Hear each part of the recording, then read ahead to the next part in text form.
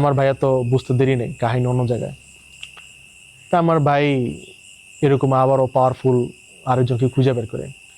সে প্রথমে বাসার চারকোনা চারটা গজাল পুঁতে বাসাটাকে বন্ধক দেয়। কয়েকটা পুরনো প্রাচীন মন্দিরে, কালী মন্দিরে কিছু পাঠা বলিদের ব্যবস্থা করে। আমরা মুসলিম, আমরা এগুলো মানি না, কিন্তু এটা হয়তো সেভাবে হিন্দু রিচুয়ালে করা হয়েছে, যেহেতু মনে করা হয় সেই জিনিসটা, যে জিনিসটা ছিল সেটা হয়তো হিন্দু দেবীর একটা অংশ ছিল। তো সেইখানে পাঠা বলি দেয়, অনেক কিছু করে।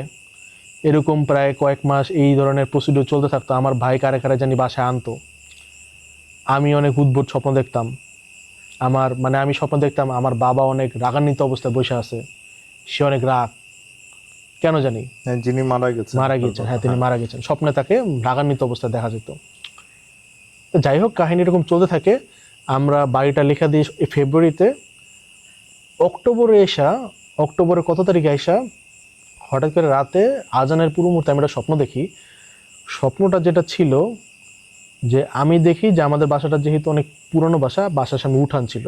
ঘর থেকে একটু উঠান বরাবর সামনে যে গেট খুলে, গেট খুলতে হইতো। তো এরকম একদিন ভর দুপুর, তো আমার কে জানি কলিং বেল বা নক করছে। আমি স্বপ্ন দেখতেছি, এটা পুরোটা ব্যাপারটা স্বপ্নে। আমি দেখলাম যে আমার বাবা একদম খুশি মনে গেল, যে দেখলো দরজা একজন আসছে, তারে দেখে সে আরো উৎফুল্লিত। সে একদম, তারে একদম বৃদ্ধ একজন লোক, পুরা থুরথুরা বুড়া একজন বৃদ্ধ লোক, তারে রিসিভ করে আনতেছে। এই সবাই কই, সবাই আসো আসো ডাকতেছে। ডাইকা তারে বসাইলো, বসে আমাদেরকে বলতেছে যে তোমরা তারে কখনো অসম্মান করবে না, আমাদেরকে শিক্ষা দিতেছে, উপদেশ দিতেছে। এই লোকটারে তোমরা যেখানে দেখবা, তাকে তোমরা কখনো অসম্মান করবা না। সে যা চাবে তাকে সেটা দিবা, কোনো সময় তার সাথে বেয়াদবি করবা না। সে যাই চাবে যখনই আসবে, তাকে কখনো ফিরাবা না। আমি যে লোকটাকে দেখতেছিলাম, আমি আমার দাদাকে দেখি নাই, কিন্তু আমার দাদার ছবি দেখেছিলাম। লোকটা হুবহু আমার দাদার মতো। ওই ছবিতে দাদাকে ঠিক যেই ড্রেসে দেখছিলাম, যেহেতু আমার মাথায় ওইরকম একটা মেমোরি সেল ক্রিয়েট হয়ে গেছে, আমার মনে হইতেছে স্বপ্ন আমাকে ঠিক তাকে ওই বেশি দেখাইছে। আমার দাদা সাদা একটা শাল পরতে পছন্দ করতো, উনি একটা সাদা শাল পরে আসছিল। এর স্পষ্ট কাহিনী আমার মনে আছে। তিনি জাস্ট একটা লাইন বলছিল, বললো যে যাও, আজকে থেকে তোমরা মুক্ত, আমি চলে যেতেছি, আমি আর আসবো না। পরের দিন সকালবেলা ফোন আসে, আপনারা তাড়াতাড়ি বাসা চেঞ্জ করেন, আপনাদের 10 দিন সময় দেওয়া হলো, আমরা রাজুকের থেকে একটা সিস্টেম করছি, এই সময়ের মধ্যে বাসা না ভাঙলে হয়তো আর ভাঙতে পারবো না, তাড়াতাড়ি আপনারা সিস্টেম করেন, এখান থেকে সরেন। ওরা অনেক কম সময়ের মধ্যে বাসাটা ভাঙছে, অবশেষে ভাঙতে পারছে। আমরা এই জিনিসটার তে আর নাই, কিন্তু ওই জিনিসটার উপস্থিতি আমরা মাঝে মাঝে বুঝতে পারি। তো এখন আমি আমার ঘটনা শেষ করবো একটা টুইস্ট দিয়ে। আমার বাবা মারা যাওয়ার ঠিক আগ মুহূর্তে একদম অসুস্থ জন ছিল, তিনি আমাকে একটা কয়েন দিয়ে যায়। অনেক পুরানো একটা কয়েন, এটা দেখলে আপনারা বুঝতে পারবেন। সেই কয়েনটা আমরা যখন আমাদের মানে সেই কয়েনের কিছু বৈশিষ্ট্য ছিল, এটা একদম সত্য কাহিনী, এটার সাথে আমি নিজে রিলেটেড। যখনই কোনো বিপদ আসবে আসবে বা কোনো খারাপ সময় যায় না, তখন কয়েনটা খুঁজে পাওয়া যেত না। আমি জানি আমি কোথায় রাখছি, ঠিক যেখানে থাকার কথা, যেদিকে থাকার কথা আমার মুখস্থ, কিন্তু কয়েনটা খুঁজে পাওয়া যেত না। মানে কোনো একটা বিপদে পড়লে তখন আর কয়েনটা খুঁজে পাওয়া যাচ্ছে না, খুঁজে পাওয়া যেত কিন্তু না। আপনি জানেন কয়েনটা কোথায় রেখেছেন। হ্যাতে এটা খুব সিকিউর এবং একটা জায়গাতে রাখা থাকতো, কয়েনটা খুঁজে পাওয়া যেত না। এখন আমি মাঝে মাঝে মনে করতাম হয়তো দুইটা ব্যাখ্যা, হয়তো বিপদে পড়লে আমি কয়েনটা বিক্রি করে ফেলাতে পারি, এরকম একটা জিনিস হইতে পারতো, সে নিজে নিজেকে সেভ করতেছে। অথবা কয়েনটা আমার জন্য লাকি ছিল, আর এটা হয়তো সেই জিনিসের একটা সিলসিলা। আর এই পুরো কাহিনীটা আসলে একটা সিলসিলা বলা যায়, বংশ থেকে বংশস্থ। আমি যতটুকু শুনছি যে এই জিনিসটা হয়তো আমাদের বংশ আজীবন থাকবে। এটা আমার দাদা থেকে হয়তো আসছে, আমার বাবাও ফিল করছে, আমার ভাই এই জিনিসটা নিয়ে এখন যেহেতু বসে, আমার ভাইয়ের উপরে কিন্তু কিছুটা এই জিনিসের ভর আছে। আমার ভাই অনেক কিছু আগাম পায়, স্বপ্নে এসে অনেক কিছু হয়তো বুঝতে পারে। আমারে মাঝে মাঝে এরকম সমস্যা হলে আমারে তার আগের দিন ফোন দেয় যে তুমি কিন্তু এটা এটা করো না, এরকম এরকম হইতে পারে, একটু খারাপ স্বপ্ন দেখলাম, অথবা খারাপ স্বপ্ন দেখলে আমারে বলে। তা আমি হয়তো এরকম সরাসরি পাই না, কিন্তু আমি জাস্ট এই কয়েনের ব্যাপারটা বুঝি। আবার কয়েনগুলো যখন আমাদের মন খুব ভালো থাকে, কয়েনটা অনেক চকচক করতে থাকে, অনেক শাইন দেয়। কয়েনটা একটা রূপার কয়েন। কয়েনটা কি নিয়ে এসেছেন আপনি? যদি আপনি দেখাতেন, কয়েনটা কি আছে সাথে আপনার? হ্যাঁ, আমি মনে করে কয়েনটা এনেছি আপনাদের দেখানোর জন্য। এটা কাকতালীয়ভাবে আজকে আমি খোলার সাথে সাথে কয়েনটা পেয়ে গেছি। তাহলে বোধহয় আমাদের ভাগ্য ভালো, হ্যাঁ হ্যাঁ, সবাইকে কয়েনটা আমার সাথে দেখাইতে আছে, পারবো। আমি এখন দেখাচ্ছি। কয়েনটা আমার সাথেই আছে। আহ, এই যে এটা রূপার কয়েন। ওরে বাবা, এটি কি টাইপের কয়েন? এটা ফার্সিতে লেখা রূপার, সম্ভবত কোনো মোগল হইতে পারে অথবা সুলতান মোগল, এরকম সমসাময়িক। যেহেতু বললাম না এটা একটা সিলসিলা। আচ্ছা, এখানে কি কোনো ভাষা বা এরকম কোনো অক্ষর কিছু লেখা আছে এরকম?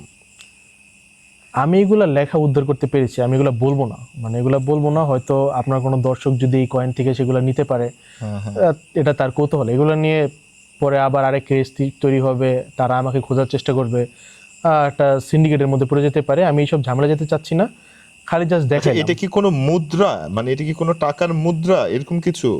হ্যাঁ, এটা মুদ্রা, এটা সেই সময় প্রচলিত ছিল। এটা কোন দেশি বা এটা আমাদের বাংলাদেশে, এটা আমাদের বাংলাদেশি?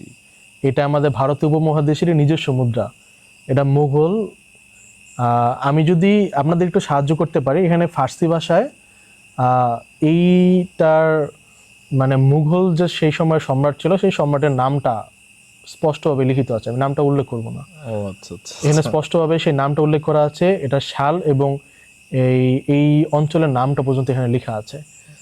এটা তাহলে ফার্সি ভাষা জানে এমন কেউ যদি থাক, আপনার এই কয়েন আপনি আপনার হাতে রাখেন, পরে তো এটা- আমার কাছে আবার কি চলে আসে তার কোনো ঠিক নাই। হ্যাঁ, এটার কার্যকারিতা এখনো আছে, আমরা মাঝে মাঝে ফিল করি। কথাটা কি আসলে সত্যি বলতেছেন? আমি নিজে এটার সাথে না মানে মাঝে মাঝে এমন কথা শুনলে মনে হয় যে আসলে কি মিথ্যা কথা বলতেছেন না সত্যি কথা বলতেছেন। এটার মধ্যে কিন্তু একটা ইয়া হয়ে যায়, আসলে কি সত্যি যেটা বলছেন এখন আপনি, বা যে কয়েনটা আপনি দেখাচ্ছেন? আমরা আসলে নিজেরাও এটা নিয়ে অনেক বিভ্রান্ত থাকতাম। আমরা নিজেরা এটাকে অনেকবার যাচাই বাছাই করার চেষ্টা করছি। আমি মাঝে আমার মাকে বলতাম যে আচ্ছা, এটা কারোর সাথে দেখাই, কোনো হুজুর বা কারোর দেখায় যদি একটু জিজ্ঞেস করি কি হয়। আমার মা চেতে যেত, বলতো কারো দেখাইস না, যদি এর কোনো গুণ থেকেও থাকে সেটা চলে যাবে। হ্যাঁ, সেটা সেটা ঠিক কথা, সেটা ঠিক কথা। তা আমি তাদেরকে মানতাম, যেহেতু আমার আব্বা শেষ মুহূর্তে আমাকে ভরসা করছেন দেখে আমার হাতে দিয়ে গেছেন। এখন সে ভরসা করছেন দেখে দিয়েছেন, মানে এটার সম্পূর্ণ রক্ষণাবেক্ষণ সম্মানের দায়িত্ব আমার। আমি এটা নিয়ে যে চুপ আছে, এটা একটা রেসপেক্ট কয়েনের প্রতি। বস্তুগতভাবে মানে আপাত দৃষ্টি দেখলে এটা একটা সম্পূর্ণভাবে বস্তু, এর কোনো ক্ষমতা নেই। বাট যা ফিল করতেছি এটাই বা কম কি। এখন এটা নিয়ে আমার নিজের কাছেও একটা অদ্ভুত লাগে যে হ্যাঁ, আমি এরকম একটা সিলসিলার অংশ, এটার একটা পূর্ব ইতিহাস আছে। এটা কত জনের হাত ঘুরতে ঘুরতে এখানে আসছে, এটা যাদের ছিল তাদের তো কেউ বেঁচে নেই। না তা তো আমার দাদা সম্ভবত এই বাসাটা যার থেকে নিছেন, তিনি এটা দিছে, তিনি হয়তো আর কারো থেকে পাইছে। হয়তো এই কয়েনটাই কিন্তু সেই জিনিসের সেই জিনিসটা ক্যারি ইতিহাস করতেছে। টেনে আনছে, হ্যাঁ। সেই জিনিসটা তো আমাদের বংশে থাকবে। এখন আমাদের বাসাটা নাই, তার আসন নাই, কিন্তু আমার দাদা কিন্তু এই জিনিসটা দিয়ে গেছেন। এখন হইতে পারে এই কয়েনটা কিন্তু সেই জিনিসটাকে ক্যারি করতেছে। আমি জানি না মানে এটা কি হইতে পারে। তো কিছু জিনিস রহস্যই থাক, আর সেটা নিয়ে অবশ্যই আমিও রহস্য থাকি। থাকতে পারে। হচ্ছে সত্য ঘটনাগুলো আসলে এমন হয় যেটার কোনো ব্যাখ্যা আপনি নিজেও দিতে পারেন নাই। যে একটা কয়েনের একটা কথা বললেন, আমি যদি এখন সায়েন্সে যাই, আপনি অ্যান্সার নাই, কোনো ব্যাখ্যা নাই। আমি বলবো একটা কয়েন, এটা নিয়ে আপনি এত কথা বলতেছেন কেন? সম্ভব না। আসলে সত্য ঘটনাগুলো এভাবেই হয়, সত্য ঘটনাগুলো এভাবেই ঘটে। তো এটা আসলে আমাদের বিশ্বাস করতে হবে, এছাড়া কিছু করার নাই। সো আমাদের এই প্রেতালয় চ্যানেলে আপনারা যারা যারা আমাদের এই স্টুডিওতে এসে গল্প বলতে চান, তারা আমাদেরকে মেইল অথবা আমাদের হোয়াটসঅ্যাপ নাম্বারে হোয়াটসঅ্যাপ করে দিতে পারেন, ভয়েস ওভারের মাধ্যমে আপনার ঘটনাটি বলতে পারেন। আর যদি না আসতে পারেন, সেক্ষেত্রে হোয়াটসঅ্যাপে আপনি ঘটনাটি বলতে পারেন, আমরা সেটা আপনার মতো করে পড়ে দিব। আর আজকের এই সত্য ঘটনাটি যদি আপনাদের ভালো লেগে থাকে, তাহলে অবশ্যই আমাদের চ্যানেলে লাইক, কমেন্ট, শেয়ার এবং সাবস্ক্রাইব করতে ভুলবেন না। এখন থেকে আবার নেক্সট এপিসোড পর্যন্ত সবাই ভালো থাকবেন। ইনশাল্লাহ নেক্সটে আরেকজনকে নিয়ে আসবো আপনাদের সামনে। সে পর্যন্ত ভালো থাকুন, ধন্যবাদ।